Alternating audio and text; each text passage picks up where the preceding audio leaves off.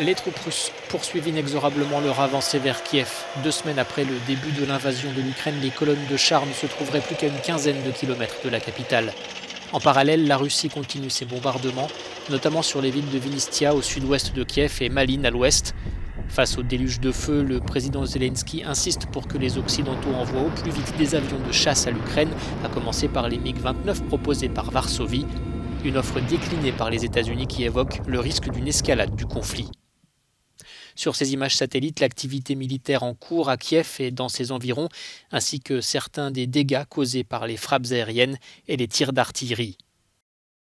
Des dégâts comme ici à Kharkiv, deuxième ville du pays, largement défigurée après plusieurs jours de bombardement, mais toujours sous contrôle ukrainien selon les autorités locales.